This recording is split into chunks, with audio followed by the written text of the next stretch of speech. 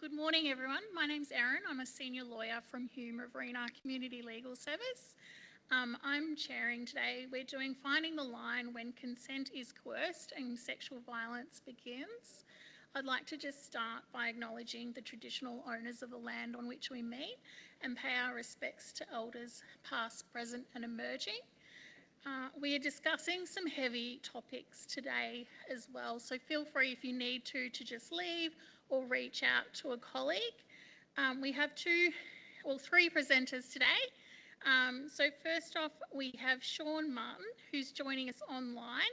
He is the program lead from 10 to Men, a longitudinal study from the Australian Institute of Family Studies. Thank you, Sean. Thank you, Erin. I'm just going to now pray the tech works. So please let me know if you can start to see my presentation on your side. Yep, we can see that. Fantastic. Okay, great. Look, firstly, I just want to thank the organisers for the opportunity to present today around some of our research. I'm sorry I couldn't be there. Sean, sorry to interrupt you. Do you want to just go full screen on your slides? Great, I will. Sorry, I've got two screens open here, which is probably not helping things. We don't mind, but we can just see all the other slides down the side. Yeah, sure. Okay. All right. Let me see if I can properly. How is that? Still the same. Still the same? Okay. All right. The little full screen icon down in the bottom right corner. Yeah, no, I've pressed that on the window that you're sharing in Zoom. Yeah, and the problem is on my side they both look identical. So right. Let's try something else. That's okay. Right. I can see you. Okay, that's not what we want. You can just roll with it as is.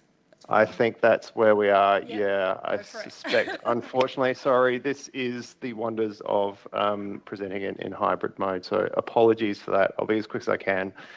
Yeah, as I mentioned before, hope to be there in person, but unfortunately I'm based in Adelaide, so I couldn't make the journey today, but nevertheless appreciate the invitation. If you can see this now, I just also wanted to acknowledge traditional owners. For myself, that's the Kaurna people over at AFE, where we're based. That's the Wurundjeri Woiwurrung people, and equally pay my respects to all elders and acknowledge any Aboriginal or Torres Strait Islander colleagues that might be joining us today. Just very quickly in terms of the terrain I wanted to cover today, just to give a lightning quick overview of AFE itself, and then to get into some of the details around our recent report. So in terms of AFE, the Australian Institute of Family Studies, we're an independent statutory authority of the federal government, established in 1980 after the Family Law Act, and we're essentially the Australian government's key research agency in the area of family wellbeing.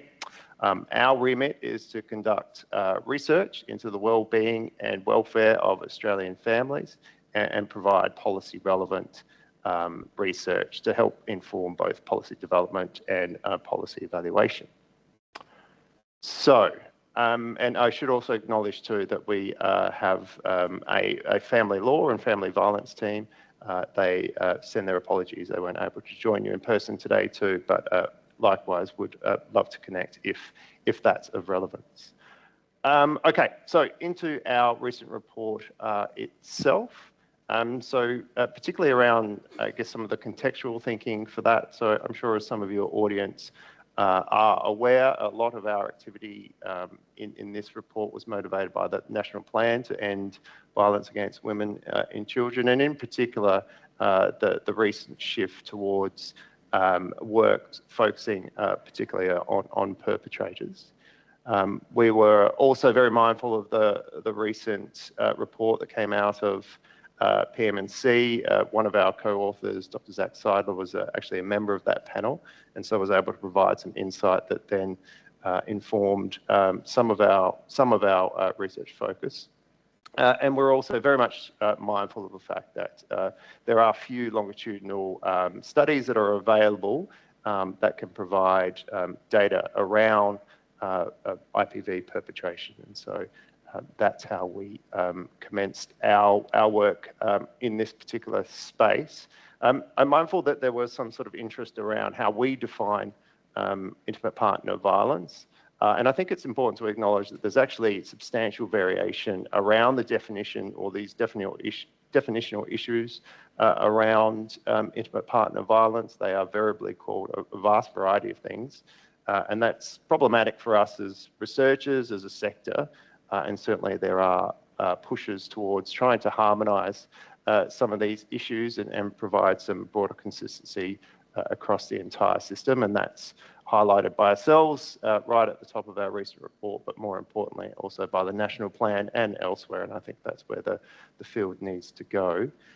For us, for today, and certainly for this report, we adopted the definition that was included in the national plan, which was essentially any behaviour that occurred within an intimate relationship that's either current or past behaviours that caused either physical, sexual or psychological harm, and that obviously acknowledged that IPV can occur outside of a domestic setting.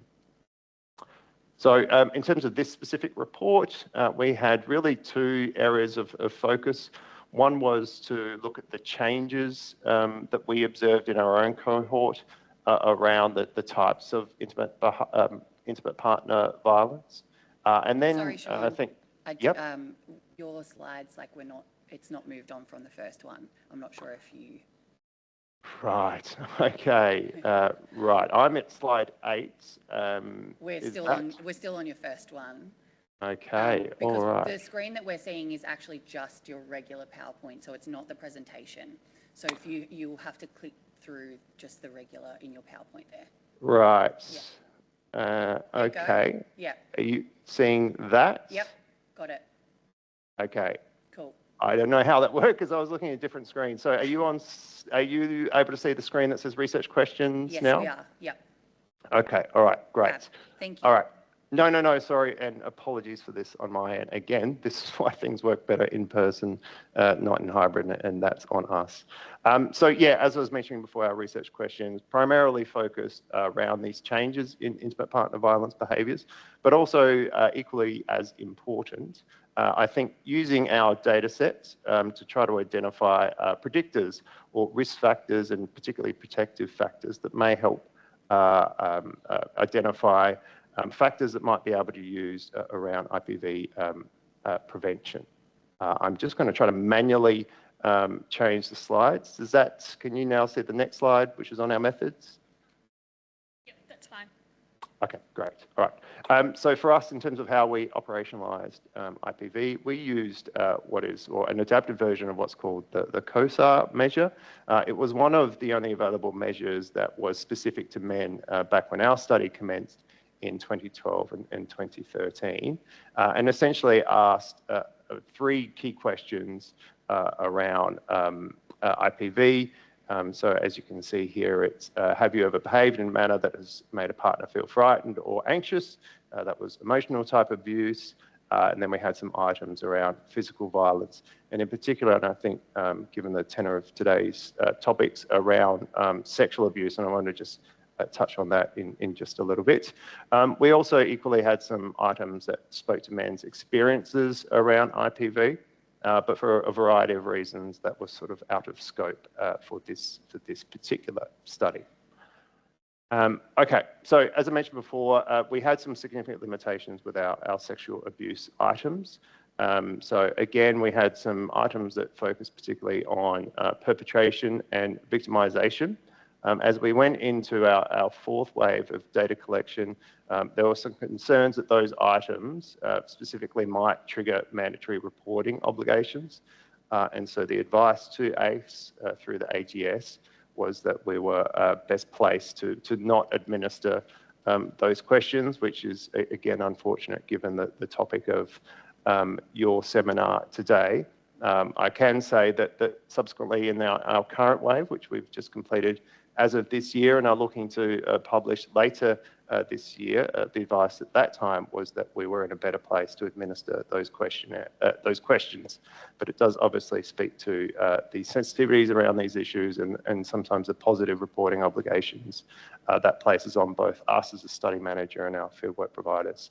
And it also ties into the work that we want to do in the future of improving our measures. I'll just very quickly get through some of the relevant research here.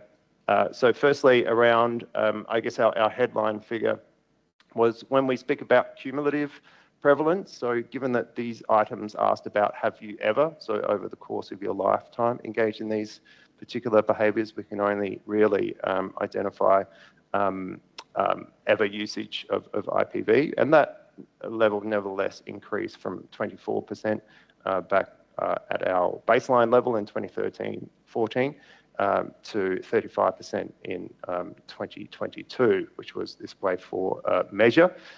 And so our sample is by design meant to broadly represent the Australian population of men aged 10 to 55 back at baseline. And so when we extrapolate that increase over that period of time, that corresponds to around about 120,000 men across the country using these behaviours for the first time every year, which is obviously substantial. Okay. We're also interested in the types of intimate partner violence. By far and away, the most common type was emotional type of use. And you can see here there was a substantial increase in that type of activity over baseline to our wave 4. And as I mentioned, unfortunately, we weren't able to measure sexual violence at wave 4, but nevertheless, that was, in comparison, the lowest proportion of intimate partner violence experience. That was back in 2022, and we're obviously very keen to see what our current data tells us coming out of wave 5. We also wanted to have a look at specific population groups. If we had a look at the different age groups to start with, we can see that there was a significant increase, mostly in the difference between younger men, so our 18 to 24-year-olds. There's a couple lines of thought there. They're speculative at this stage, and we'll be able to address those in wave 5. It could be as simple as, obviously, as you get older, you have more chance of experiencing intimate partnerships. But we're very alive to the fact and work with a lot of people that are actively working in the manosphere area, and that is primarily targeted at younger men. So we're looking to unpack that again with future waves. We also looked at other selected priority population groups. It's essentially a situation where the rising tide raised all boats. So as you can maybe see here, hopefully you can on your end, essentially we saw a large increase across all the different groups. So those who came from disadvantaged areas, culturally and linguistically diverse, there was a proportional rise across all regions and across different sort of types of sexuality. But we did see a significant difference in men who had disability versus did not, but again, that was equal at wave 4. Right, so just to finish up, the second part of our study was really focused on risk factors and protective factors for new incidences of intimate partner violence, again, to sort of help inform some of those preventive type behaviours. We can see here, and again, I don't have time to get into all the particulars here, but essentially there was a strong connection between earlier instances of mental health, so around measured depression symptoms and suicidality, and subsequent use of intimate partner violence. Again, we also saw a protective influence of social support, so men who reported that they had high connection to friends, family and community were at a much lower rate of subsequently using intimate partner violence. And finally, we also found a very strong connection between paternal affection. So we had a measure that measures respondents' connection during childhood to their father or father-type figure, and we found those that had agreed or strongly disagreed that they had a very high-quality relationship with their father. They were at almost half the risk of having intimate partner violence in adulthood. So just to sum up, as I said, based on our latest estimates, around 1 in 3 men had ever used any form of intimate partner violence. Emotional type abuse was by far and away the most common type of violence, with only around, 2% of men in 2013-14 had used sexual abuse as we measured it. We're very much aware that that is likely increasing, and again, that's something we hope to address in future waves. And finally, as I said, a key focus of us is to try to identify more risk and protective factors in order to inform some of the prevention efforts that are occurring. And finally, just in terms of what we do as a study from here, first of all, we're right into discussions with a whole range of people across the sector, again, across various areas, some of which is targeted towards providing that definitional consistency that we spoke about previously. We already have a range of topics that we're currently looking at to take a leap, I guess, from this previous report to look at an expanded range of risk and protective factors, to get into some of those issues around the different types of intimate partner violence, to look at men's experiences of intimate partner violence themselves, given this is a different issue. But fundamentally, we hope to address these and other issues by including or improving, I should say, our measures from our future waves and beyond. I've been involved in men's health for 20 odd years now, and this is certainly an area of dire need for us as a field, and also, given our own estimates as a community. So that is it for us. I just want to end by thanking our funders, Department of Health, and also, most importantly, I think, our participants. Again, apologies, I couldn't be there in person or join you for your panel discussion, but if there are any questions or comments you want to feed to us, please reach out either to myself or my team. We'll be very happy to follow up with you from there.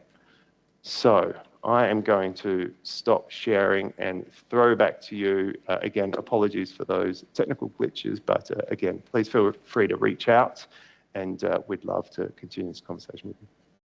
Thank you so much, Sean, for sharing your study with us. Please, if anyone has any questions, feel free. Sean, if you can just put your details back up, Sure. Feel free to just reach out to him, because, he's leaving us now. So thank you, Sean. We appreciate your time. Not at all. Thank you. Take care. So next up we have Jackie McMillan. Jackie is a Senior Project Officer from Women's Health New South Wales, located in Sydney. Thank you, Jackie.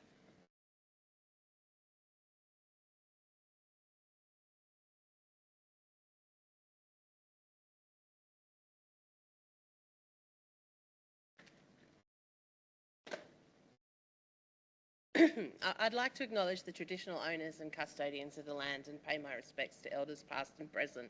The Women's Health New South Wales office is on Gadigal land, but our work takes place on unceded Aboriginal lands all across New South Wales. The photo on the screen is our CEO, Danielle Crozier, with the Janawee Dance Clan at the 50th anniversary of Leichhardt Women's Community Health Centre last year. Leichhardt, which opened in 1974 as Australia's first women's health centre, came about because a group of feminists lobbied the federal government to address the lack of appropriate service provision for women in the mainstream health system. I'd like to acknowledge the role that those feminists played in our work today.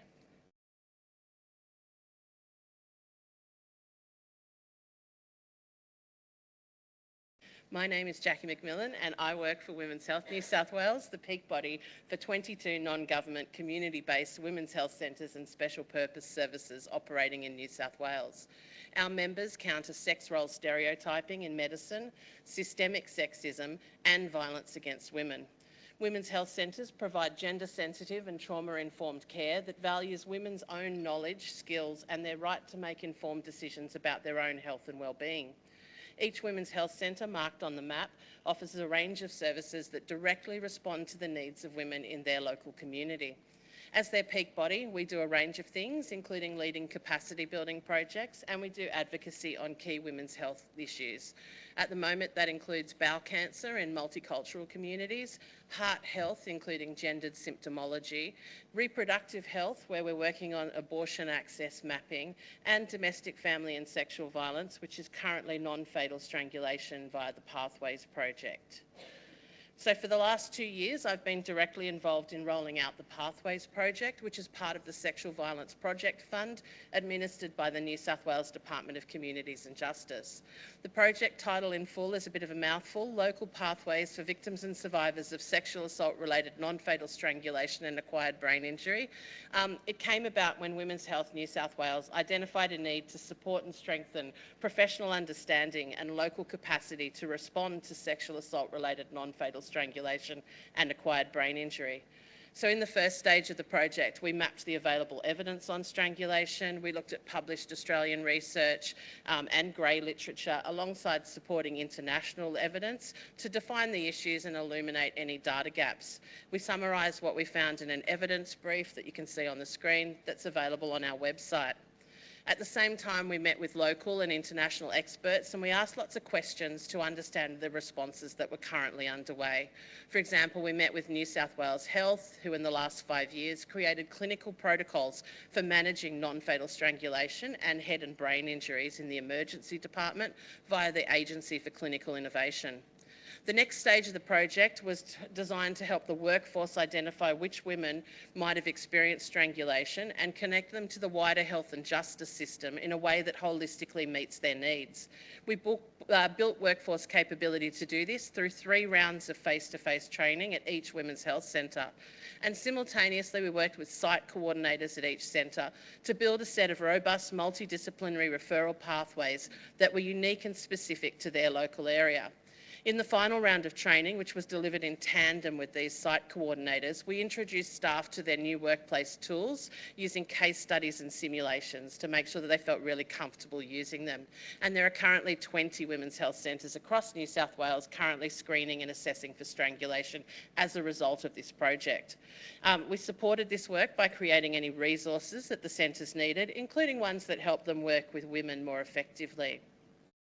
So while this started out solely as a sexual violence project, when we were mapping the evidence, we discovered we couldn't really address sexual assault-related non-fatal strangulation without also looking at strangulation in the context of domestic and family violence and strangulation enacted with consent in a sexual context, commonly called sexual choking.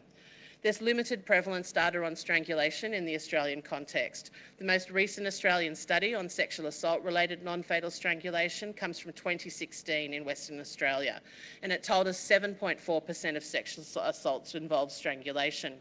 Prevalence was highest amongst people aged 30 to 39 who experienced strangulation in sexual assault at a rate of 15.1%. Strangulation occurred most often at the hands of their intimate partners versus acquaintances, friends or strangers. Australian Institute of Criminology data from 2021 found that 27% of women who'd experienced coercive control also reported their partner had strangled, choked or grabbed them by the throat. Information on the prevalence of sexual choking in Australia emerged after this project began. A nationally representative study of more than 4,000 Australians aged between 18 and 35, which was published in July last year, the researchers found more than half, 56.9% of participants reported having ever been choked. Trans and gender diverse participants were the most likely to have been choked at 78%, followed by women at 60.5% and men at 42.8%. So when we rolled out the Pathways project, it showed us that there were 4 key improvements that we could make across sectors that would drive an improved response to women with experiences of strangulation and sexual choking. I'm going to unpack them a little bit for the remainder of this and show you some of the resources that we made along the way. So the first key improvement is choosing our words carefully. How we ask women about strangulation or sexual choking matters. Strangulation is a commonly misunderstood term shrouded in alternative labels and misconceptions. The differences in terminology used by the media, the general public, sector workers, the law and academics all impact reporting rates, limit the accuracy of screening tools and impede effective service responses to women. The general public, informed by the media, tend to call strangulation choking. They may use a headlock, being pinned down, being put in a chokehold. The kink and BDSM community might call strangulation breath play or erotic asphyxiation.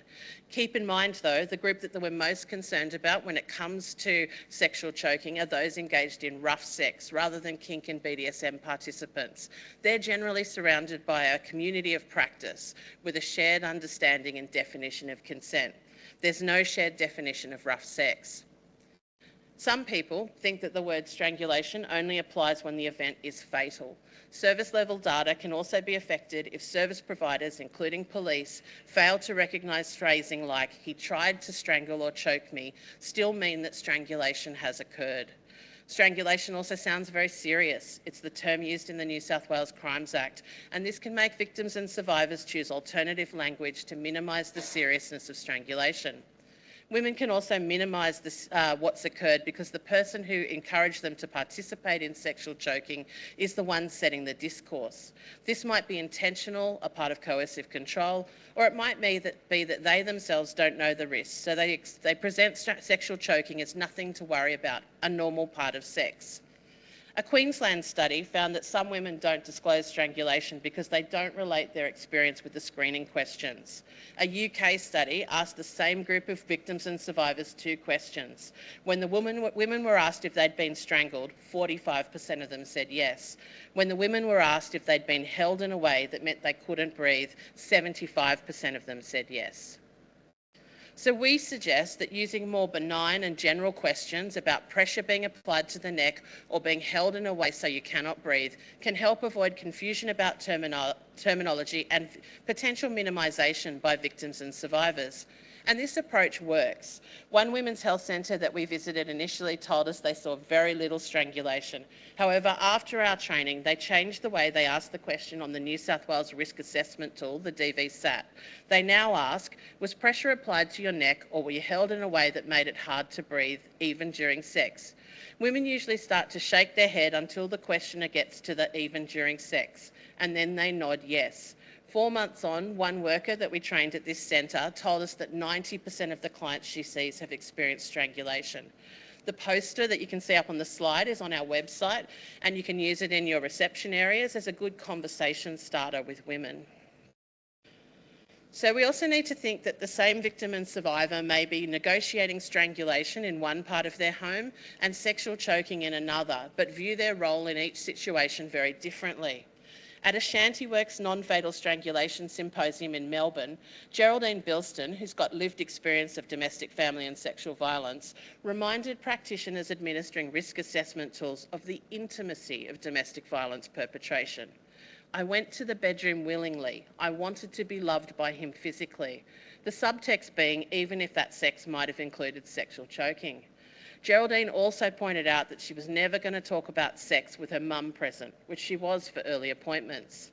So we need to consider carefully how we support victims and survivors to disclose and make sense of the co-occurrence of strangulation and sexual choking in a way that respects rather than undermines their agency. Geraldine is featured in a simulation that we made that models an interaction between a service provider and a client who's experienced strangulation that you can also get on our website. So strangulation is a physical act that results in injuries of varying severity to a woman's physical, emotional, mental and psychosocial health. The health implications of strangulation, including related brain injuries, also impact her quality of life. So it's important that victims and survivors receive a multidisciplinary response that addresses safety needs and health needs. And that's going to look different from wherever you sit. But it might include considering that alongside addressing safety concerns, professional medical assessment should always be encouraged.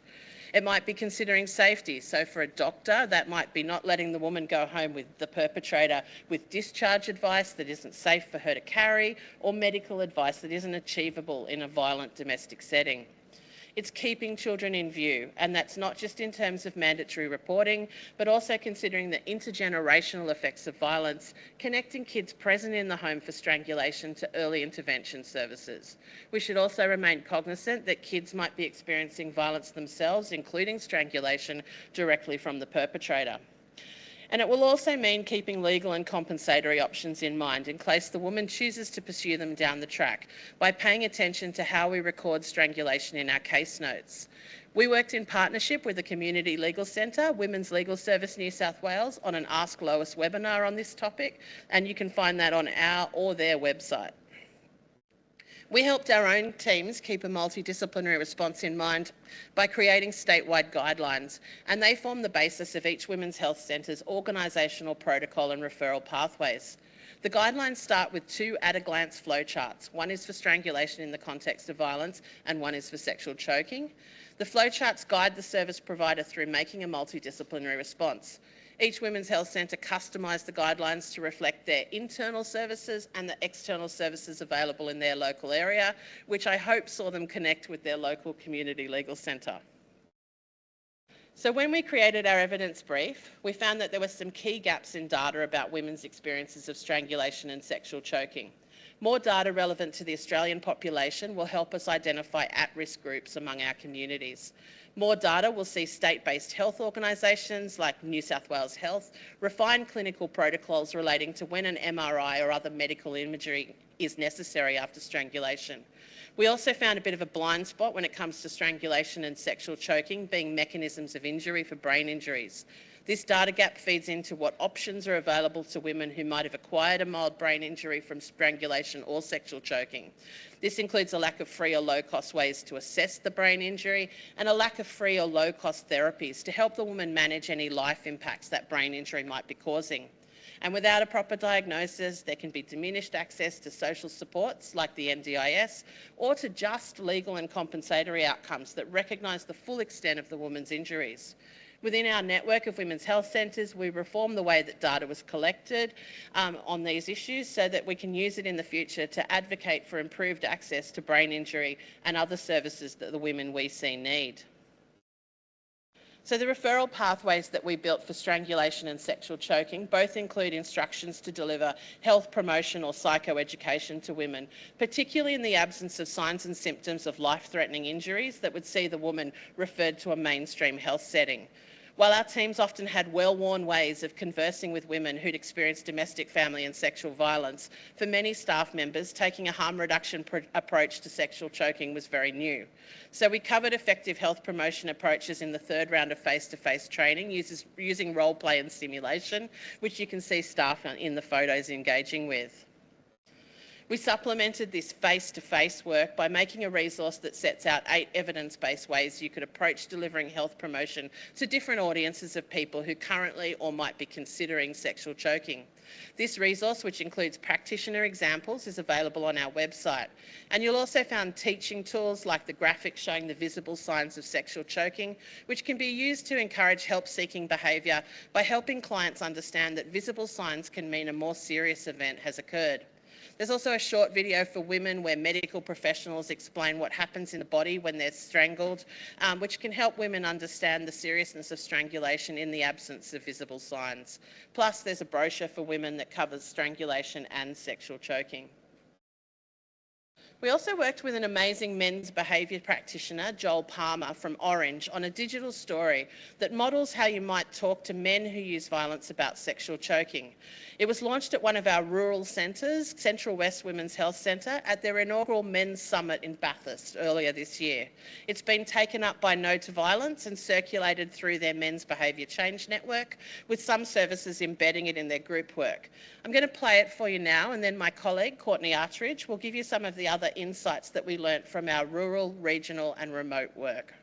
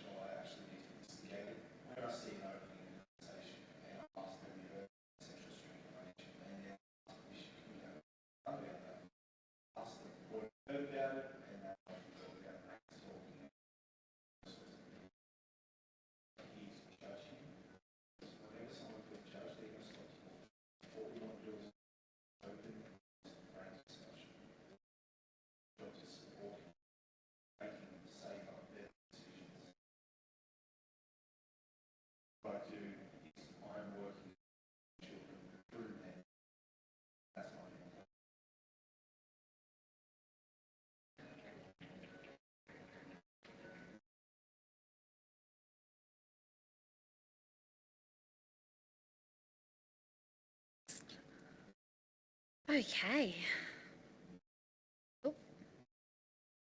Okay, so some of the key insights we gained from working in rural, regional and remote women's health centres across New South Wales were brain injury services were not always accessible, acceptable or affordable.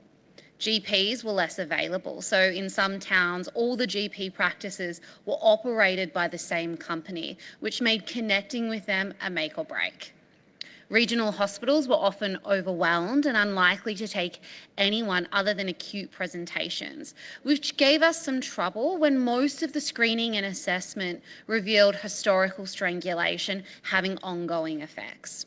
And as my colleague Jackie mentioned earlier, if you can't get a brain injury diagnosis, you might not be able to access NDIS or have a just, legal and compensatory outcome that recognises the full extent of your injuries.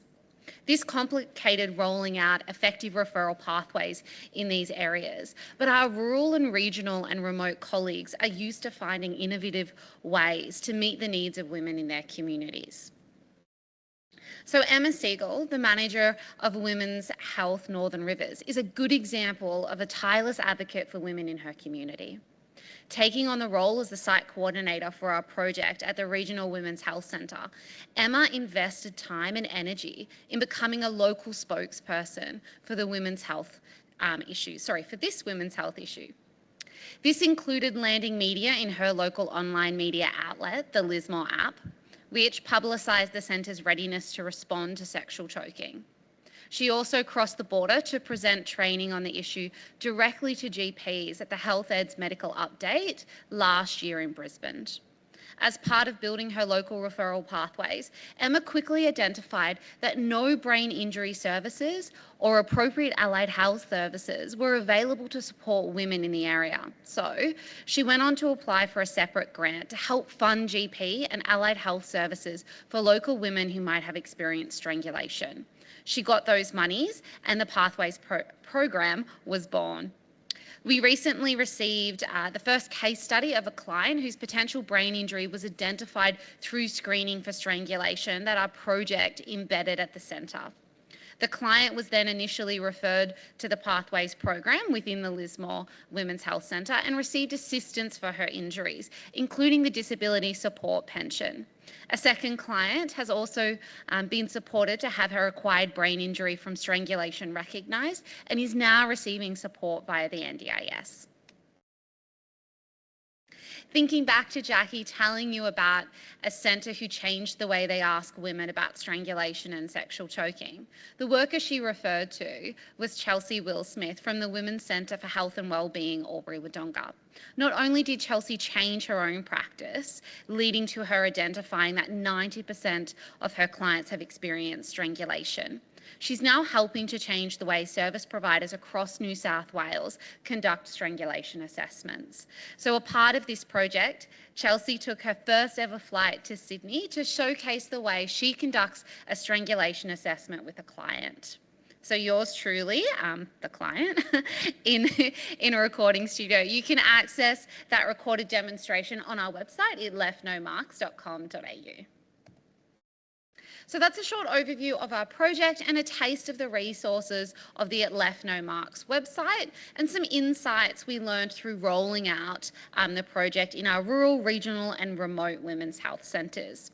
Community legal centres are an important part of how we ensure that there's no wrong door for women experiencing strangulation, sexual choking and brain injury, and how we will ensure women's holistic needs are being met when they choose to disclose these experiences to us.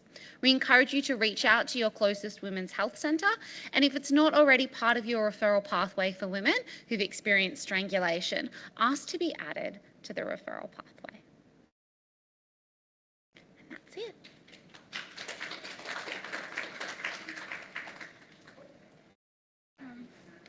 Thank you, Jackie and Courtney. I'll get you guys just to join me up here and take a seat.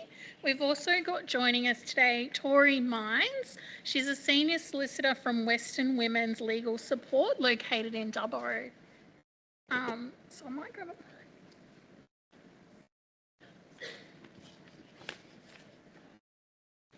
So I've got some set questions for you guys today, and then we'll open it to everyone else if they've got some questions. So, is the normalisation of sexual choking and other violent acts in porn and mainstream media making sexual violence, lack of consent, and intimate partner violence worse? The normalisation of sexual choking can blur the line between consensual and non-consensual sex, because when sexual choking is considered an ordinary part of sex, it's easy to think that you don't have to ask before you do it, and it's also hard to realise that you can say no to sexual choking if you've already said yes to sex. And both of those things can lead to situations of non-consent. But for me, the best way to address this is by building capability in affirmative consent. I will highlight from the beginning, I'm going to speak in very gendered-based language. I obviously work at a Women's Legal Centre. All of my clients are either women and children, and obviously looking at the statistical background as well in terms of family and domestic violence. That doesn't in any way negate that men are also victims of family and domestic violence and sexual abuse, but I will highlight, I will inadvertently do it in that manner because of my background. I guess the biggest thing for me with this question and the biggest issue with the current increase in violent acts within porn particularly is around the consent issue. It's really very rare to have consent be evidenced within porn, and I think that is the largest concern around how that is pushing the landscape, or how that is adding to the normalisation of abuse within that, and contributing to, I guess, the control dynamics within intimate partner violence as well. Okay. Over the last 12 months, New South Wales has been the first state to hold an inquiry into the impacts of harmful pornography, with hearings taking place from March to May this year. What do you hope to see in the outcomes of this inquiry, and can we expect a regulatory response? I'll take this one. I think that, I guess this is a really hot topic at the moment anyway. I don't know if many of you are aware, but last month the United Kingdom just introduced legislation around violence within porn, including sexual choking. So it is really a hot topic. And New South Wales is leading the way in terms of being the first state to hold the inquiry. I guess particularly the thing I'm most interested in seeing is the impact that has on our young people. So the 2020 Safety Commissioner report came out and said that children, their first engagement with porn is often at the ages of 11 and 12. There's been further research from there that actually demonstrates that that's more likely to be 8 and 9. That's indirect and direct exposure to porn. Given that violence is very readily available within our porn industry, that means that kids as young as 8 and 9 are watching sexual choking, slapping, degradation, spitting, and that in itself is giving them their first education around sexual abuse, and long before they're even engaging in sexual acts. So I think if we acknowledge that porn on that basis is the primary sex education for our young people, there needs to be regulation for them. I guess the largest concern particularly is that is their education, that's what they're seeing and that's what they're getting used to.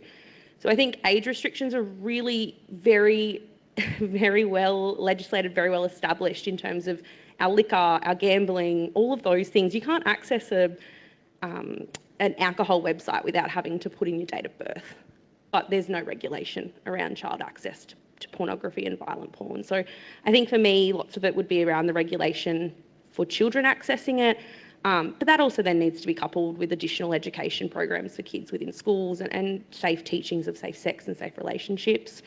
And I think then coming from that is then about trying to put some form of regulation on internet services and the services that are producing and distributing this porn, and then in terms of how they're going to regulate that to make it safe for our kids and our women. I just want to add anything else?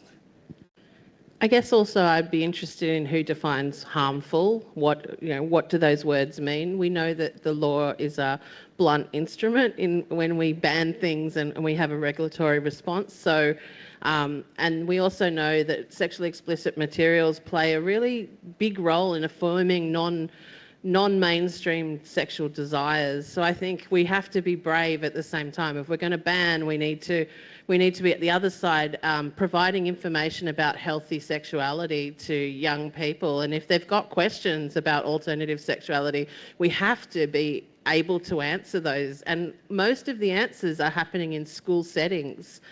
So we need to enable teachers to not be afraid of answering those questions. So I guess I'm worried, and I am worried about what a regulatory response will have, what effect it will have on marginalised communities, particularly sex workers, but also on young people. If we force them into a place that we can't regulate to get this information, we have no control over what they're learning. I absolutely agree, and I think I just want to add a small piece on that.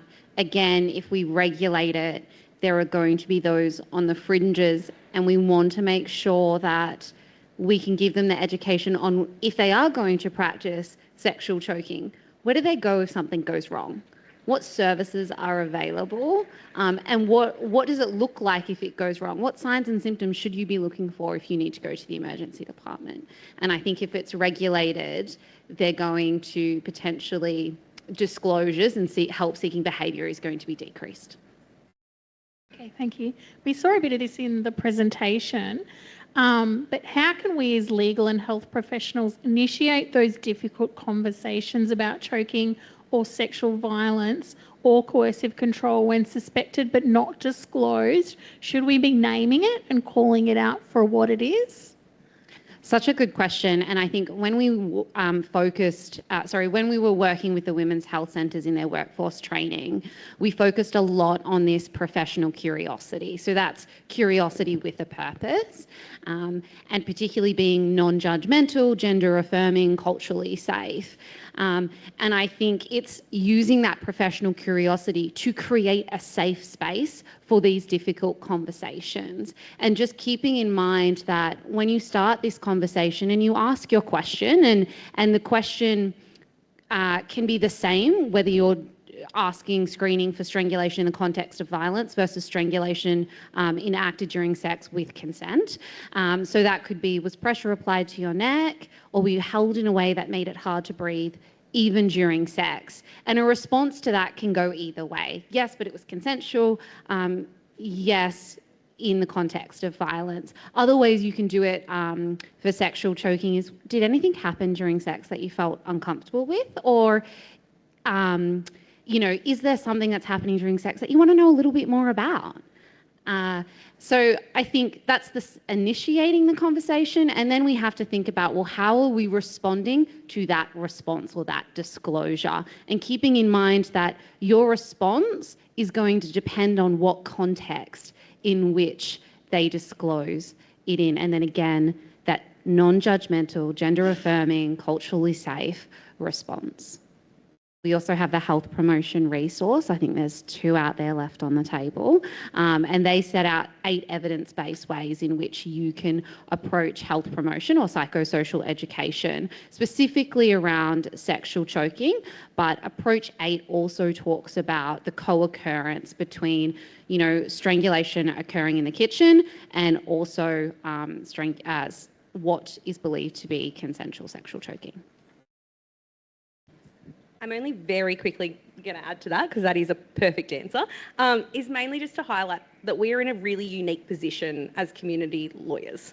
We have the time, we have the space, we give our clients that. That is unique to us. That is not something that is offered at other law firms. And so we have the ability to provide and build that rapport that gives clients the confidence to, and it may not be, it's very rarely going to be on the first time that you're meeting a client. But building that relationship, establishing that safe place, using language that works for them. If you ask the client, have you been sexually choked? They're probably going to say no. Most of our clients won't even refer to choking or strangulation. It's, he grabbed my throat. He put his hands around my neck. And so working within those, I guess, less confronting language, again, keeps building that confidence. The only other thing is, we're not there to diagnose. We're not there to tell them that they are, that what they're experiencing. We're there to provide legal information. We're there to inform them. We're there to help them on that journey, but we're not disclosing. We're not diagnosing it to them. And I think that then makes that relationship much more, a client is then not going to shut down because you've told her that it's wrong or that there's an issue or that she's in it.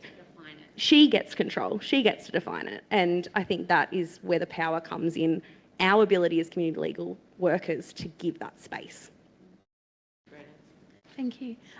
So with coercive control, now legislated, what subtle signs of coercive control that can often go unnoticed in a professional setting, and how can we better identify it? Yeah, I've got the mic, so I'll go. I think, I guess my experience is very unique in that I only work with victims of domestic violence, so very regularly they're open to understanding that. But if we look at it at a generalist level, or we look at it just as lawyers or as professionals, coercive control very rarely walks into your office yelling. It's very rarely coming in saying, I'm a victim of coercive control. It's quiet, it's in the fear, it's in the over-explaining, it's in the phone that is constantly ringing throughout the appointment, it's the male or the other party refusing to leave to let you have a legal appointment. It's those subtleties that are happening, even to the extent of lack of financial knowledge, not knowing what debts they've got, not knowing what bills are being paid for. Those little key things that are like red flags, something's happening, something's going on here. We need to establish this relationship where we can build on that. And even the other thing that really is highlighted for me is it's very clearly minimisation for many reasons, but it's often disclosed in a jovial way or in a casual way. Oh, it's just that he gets a little bit jealous, or it's easier for me just to give in to him. And so it's those sort of nuanced, menial things that are just happening in the background, but when they couple together and we start going ding, ding, ding, let's build on that and let's use that as the means to help us have those professional conversations and start to navigate that space. That's great. One last question, then I'll open it up to everyone else.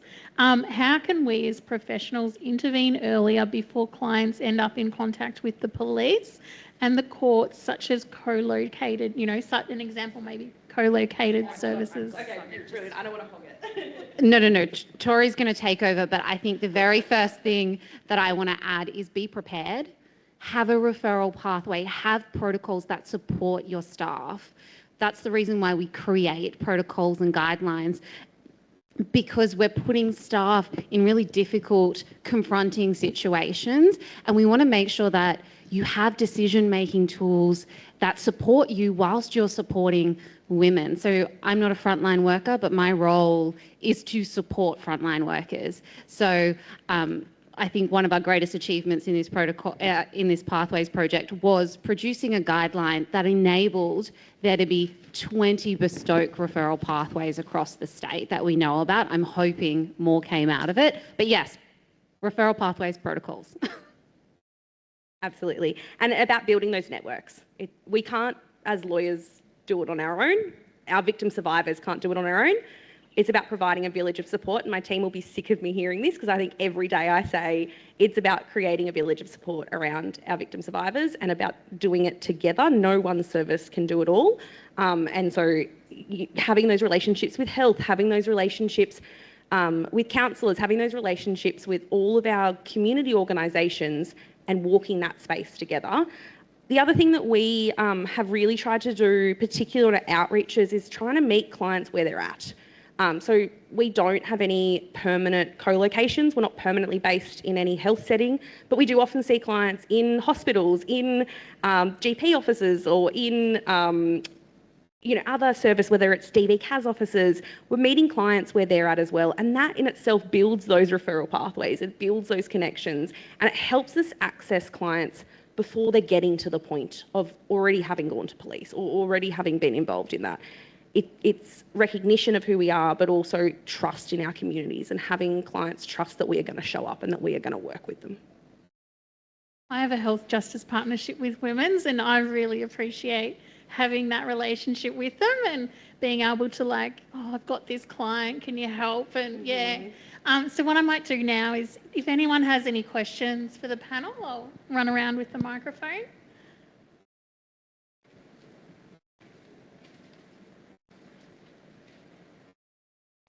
Hi guys, thanks so much for that presentation. It was really good. I just wanted to ask, in particular, around young people, and how do you see sexual choking and non-fatal strangulation manifest in young people, especially under 18s, considering how normalised it is, and what assessment tools and questions do you find the most effective?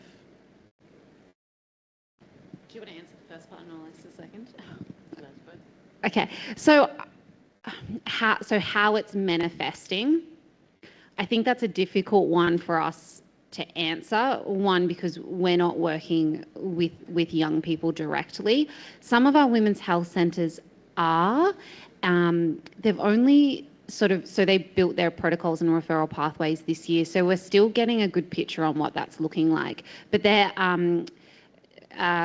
the Heather Douglas research that came out last year, that gave us a really good indication. So we're looking at 56.9% of people aged between 18 and 35 who are engaging in sexual choking. And then again, and I think it was in the presentation as well, that they found that most often it was consent given once, and that was taken to mean that you could be sexually choked going forward with that partner. And so I think it's manifesting in a way that if it's normalised, then affirmative consent isn't there, and then informed consent as well, because we know that the majority of them, anecdotally, they're saying that, well, there's no health and legal consequences to that, where we know that there is health and legal consequences to that. And then, sorry, the second piece, remind me what the second piece of the question was? Just what assessment tools or questions are most effective for younger people? Yeah, so again, we're waiting on that feedback from the women's health centres about what is most effective. If you have any feedback, please email us, because I think this is something, when we're looking at these groups and different communities, we need to share and collaborate with each other to make sure. Oh, in the sexual choking resource, do you want to talk about that? In the sexual choking resource, I did reach out to some youth practitioners, and we did present our stuff to a few youth groups. So there's a few practitioner examples, but it's not fleshed out. The only other country that's got some good stuff for young people is New Zealand. They had a homicide, Grace Mullane, and that really pushed them along with sexual choking, because she was on a dating app and she engaged in rough sex. And so they've got a website called In the Know, and they've got some videos about sexual choking up there, which you might find useful. Amazing, thank you. I'm only going to add that I think there are tools out there that help with identifying family and domestic violence, including sexual abuse. The DV safety assessment screening tool is there. Again, I think it's about tailoring those tools that are often very generic. And so it makes a couple of reference to being sexually abused or being choked. But again, reframing those in a way that you're asking, so a client can give that really full, I guess, disclosure of what's happening. Thank you. Any other questions? Or I have one more. So what can we as legal professionals or health professionals do to advocate for better awareness about the dangers of the risque sexual behaviours that... You can dispel myths by providing clear legal information about the legal consequences when sexual choking goes wrong. For lay people, the law can be super confusing. We spent a lot of time on our slide that we presented this morning about the law relating to strangulation, and we used a case study to try to really illustrate that you can still go to jail even if you have consent if something goes seriously wrong. And I think the more people that are giving people common sense understanding that even consent doesn't protect you from extreme consequences, that would be really helpful.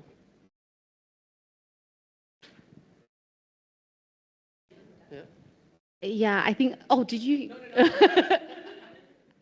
So I think that's a great answer, and I also think you can also let your clients know that you're a safe space to have this conversation with.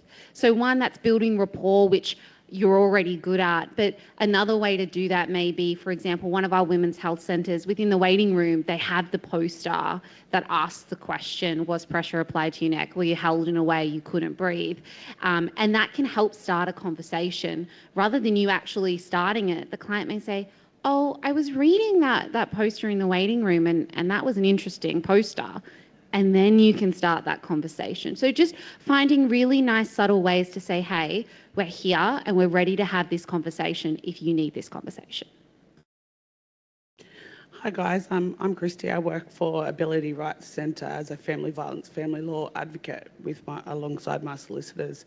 I work with clients with cognitive impairment and intellectual disabilities. That's the only clients that our centre works with. I just wanted to ask you just two questions if I can. So the first one, I believe that more needs to be done in this sector.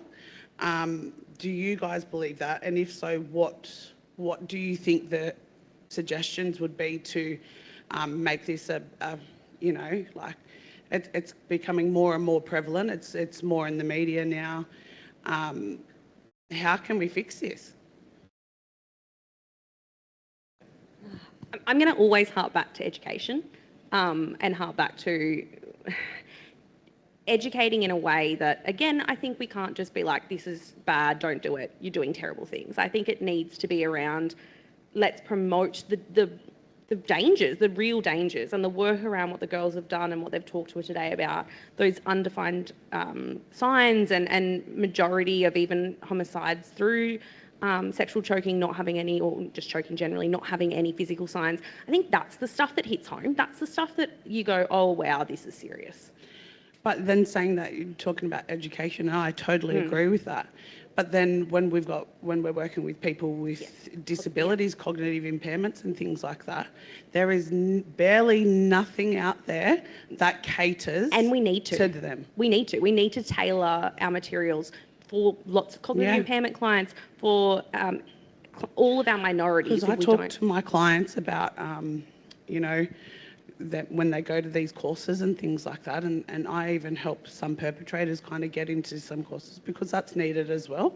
And I don't want to see my clients continually being heard and things like that. So, and then they come back to me and they say, oh, I go, well, what did you understand about that? Oh, I don't really know. And they're expected to understand that. Yeah, look, we have two more resources. Our project finishes on the 31st of July, but we have two more resources that are coming to you. And one is a booklet for women on brain injury, and it's in simple English with illustrations, but it's accompanied by a practitioner guide, which tells the practitioner how to explain and hand the booklet to the woman to initiate the conversation about it and make sure that, comprehension is happening. So we're very aware. None of the brain injury resources even thought about violence as a mechanism of injury, and they often gave advice like, have no stress. Well, yeah, okay, fine. I'm living with the perpetrator. You tell me how that's going to go. Me to have no stress. Yeah, so I think, yes, there is a massive gap. We were funded for a 2-year project to make practice change across the state. So we've gone way beyond what our little puddle was. Like, we weren't even funded to address sexual choking. We were only funded to address non-fatal strangulation in the context of sexual violence. And we were like, we can't stay in that box. But in the things that we identified we needed, resources for women with disability were really, really high up. Excellent, thank you. Obviously funding. I think none of this can operate without the government actually taking serious the epidemic of domestic and family violence and sexual abuse. Because even men that are doing some of this domestic violence, they're not understanding that what they're doing is actually wrong. And I've seen that so much. There was one really recent study that actually talked to perpetrators who have been incarcerated, so Professor Heather Douglas, and some of them saw strangulation as harm reduction, like they weren't hitting her in the face. So I think that we actually need to work with all groups, and perpetrators definitely being one, to actually make sure that we all understand that the information on strangulation has changed. When I was a young person, I ran a nightclub, a BDSM nightclub. What we knew about sexual choking back then was very much couched in, well, if you hold it at the sides, you know, it's all going to go well. But what we know now is that the information on brain injury has expanded, and most of it's expanded because of research into men. So research into athletes, research into military men. We haven't really talked much about women's bodies and different physiology. So we really need to start making sure that people who had this impression that sexual choking was completely safe, what we know now is that 4 times in a month, markers in your brain are showing swelling. And we don't know the long-term effects of that swelling over the course of your life. Nobody has studied that, and in particular for women, nobody has studied that in our bodies. So we actually need to keep making noise to go, we want to give this information to people and let them make their own informed choices, but we need to have information that's relevant to us, that targets the activities that we actually do in bed. No, I was just going to second Tori and say funding for you can't implement practice change within 2 years. And one of the things that Jackie and I struggled with is we couldn't get to those smaller groups because we were still trying to figure out what the right word was to ask for the average woman, let alone minority groups. And I think that's a shame. If it was a 5-year project, we would be capable of doing that.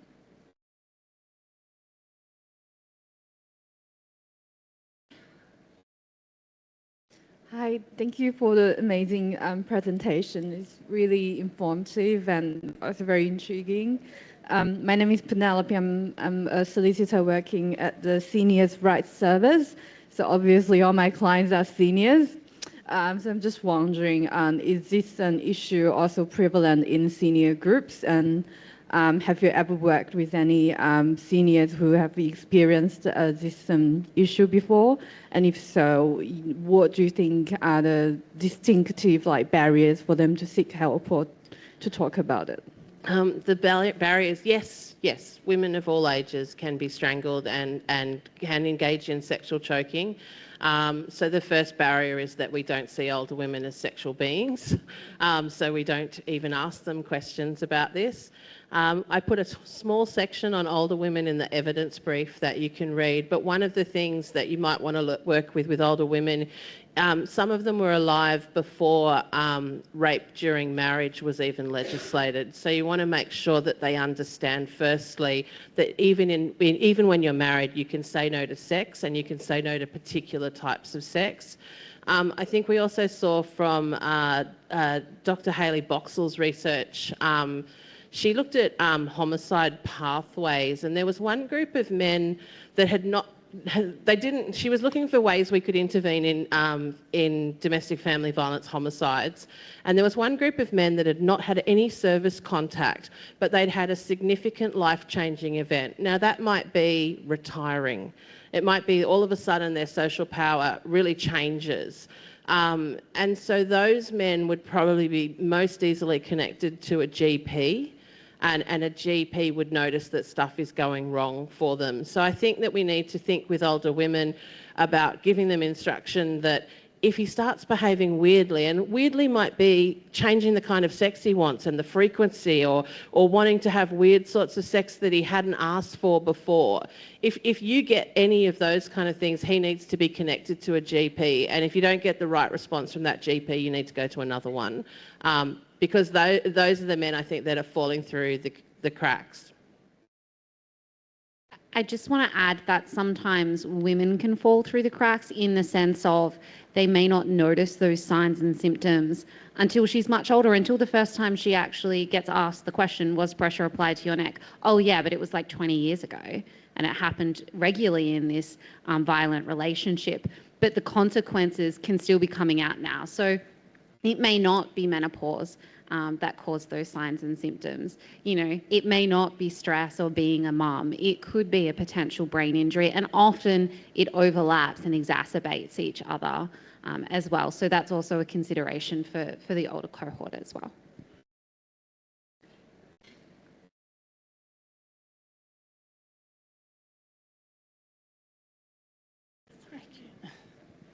I'm from the Western Sydney Community Legal Centre, one of the solicitors there. I just wanted to touch on what you said last about the, have you heard of the Make No Doubt campaign in 2022? The New South Wales initiative that was rolled out in relation to the affirmative consent. Have you seen any like sex rates or anything like that since that? Okay. Are you able to elaborate further about the campaign? No. Sorry. It's pretty much what you were talking about the affirmative consent and when you draw the line kind of thing. Yeah, and I think that in terms of, I don't know any statistics that have come back from that campaign. I think it's still relatively early implementation around the changes with affirmative consent. I think if we're just in terms of what we're speaking about today, that's not, affirmative consent is yes, we've got one campaign that is demonstrating what affirmative consent is, but when our media, when our porn, when our all of this is doing the exact opposite and in no way demonstrating consent a lot first, let alone affirmative consent, I think that's where we need to bridge that gap. We can have one campaign that's awesome, but it can't just stop at that. Affirmative consent can't just have, in 2022 we did one campaign and then we forget that. Yeah, exactly, and that's what I mean about like, it's 2025, so in the last 3 years, like, has anything changed? Or do you know if anything has changed? I can only tell you from my board role, I worked with the New South Wales Sex Workers Outreach Project, and one of the changes in that raft of legislation was non-payment, and sex workers would go to the police and actually go, well, pointing to that legislation and saying, well, I wasn't paid, so therefore that's sexual assault. And the police would go, huh? And when we approached the head of sex crimes when we started this project, one of the things she was very clear about was that they were very busy with coercive control. So I don't even know if the internal education on affirmative consent has gone around the police force. So often people are needing a support person to attend a police station with them to help explain the law. Wow. Okay. Yeah. Speaking from experience. And you mentioned controlled dynamics. Can you give us some examples? In what, just in natural? Yeah, just in general.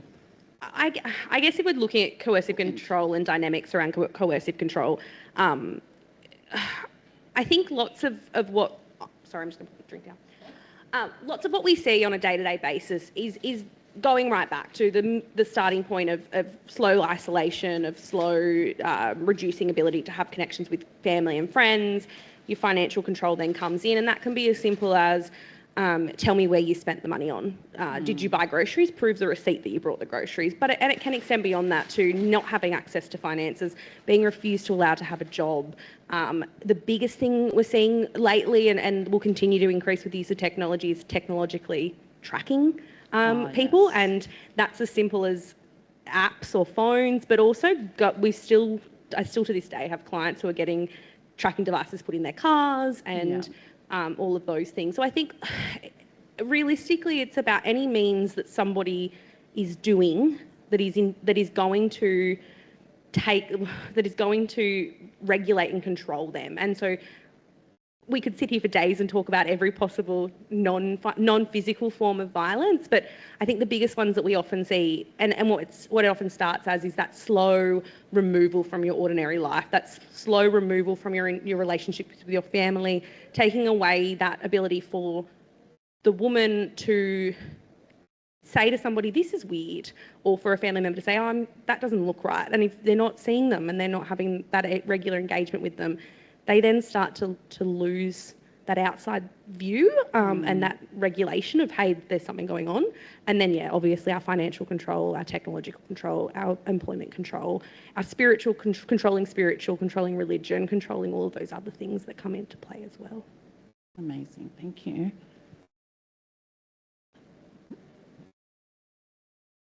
Thank you so much for your work. I was going to ask another question about affirmative consent standards, if it's okay.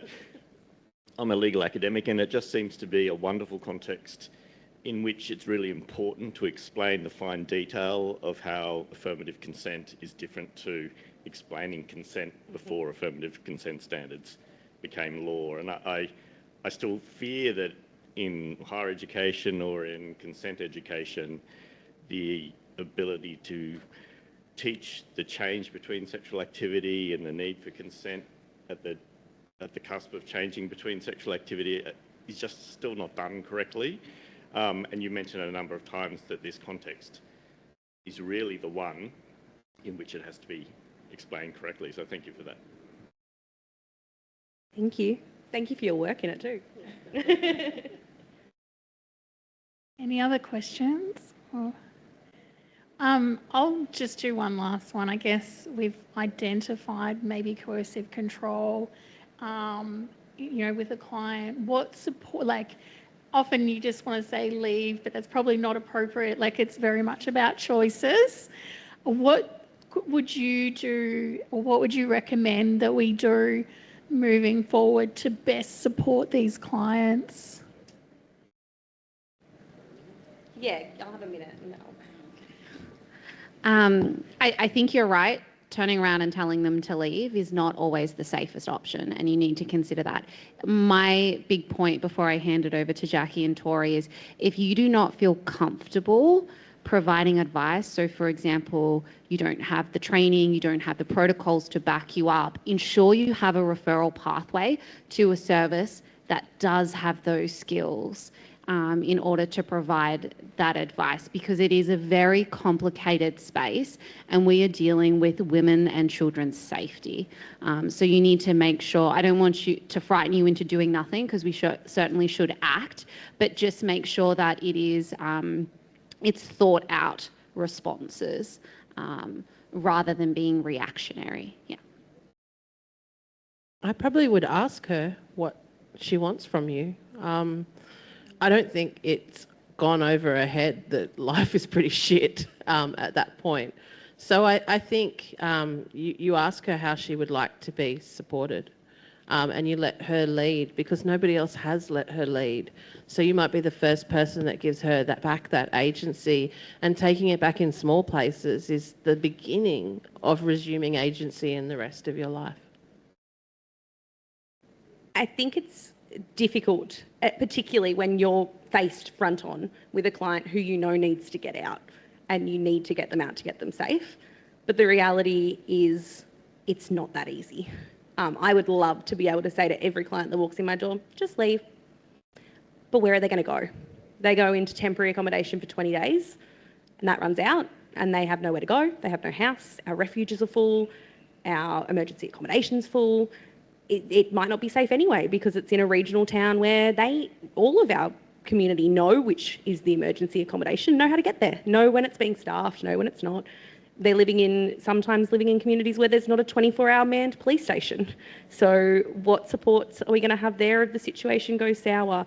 And then couple all of that with adding kids into the mix and the fear of kids being taken.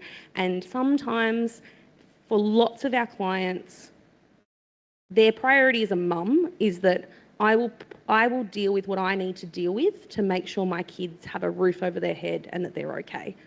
That doesn't negate the impacts of domestic violence on children, and it's not the end answer, but I think it's all about again, it's about creating a safe space for them to come back. I think the statistics roughly, this is me going off the top of my head, is like a woman tries to leave 7 times before she actually can. And so being that safe space, being that space that they can continue to come back to. And I think as lawyers, it's really important to, and I regularly say, I can't tell you what to do and I won't tell you what to do. This is your journey. You know the perpetrator better than anyone. You know what's safe for you, and we will work with you to help in that regard, but you need to have control in this as well. And then obviously, where possible, linking in with services before they flee. So we'll try and get them linked in with housing, with getting Centrelink changed, with getting all of those backgrounds. If they do want to actively make a plan to leave, how can we help them do that safely and securely, and to make it so that they don't have to go back? Because for lots of women, the reality is they can get out, but they have to go back. And then also being really cognizant of, the 2 most dangerous times in a woman's life in domestic violence is either pregnancy or just as she's about to leave. And that's often because she starts to get control and she starts to feel like I can do this, I can get out of this. Behaviours change, patterns change, and that immediately becomes a red flag for the perpetrator. and the violence escalates again. So it's about explaining those nuances to our victim survivors as well, and saying, we want to help you in this, but let's do it in a way as best as possible that we can keep you safe. I haven't met you guys, but it's really nice to see that, like, a common theme, like giving it back to the client, giving that power back to the client. So we've heard, like, today, some difficult conversations, but I really appreciate you guys joining us to talk about that. But I'd encourage you all, go home, talk to your clients, talk to your families and friends. Like, these are important conversations we're having. So thanks, guys. Thanks for joining us. The only thing I'm going to briefly say is, if anybody is ever feeling like they're stuck and they've got a client and they don't know what to do, please reach out. I think the best thing about a community legal centre is we can rely on each other's expertise. So if anyone needs my details, let me know. But I'm always happy for someone to give me a call and say, I'm not sure what to do, let's talk this through. So please do.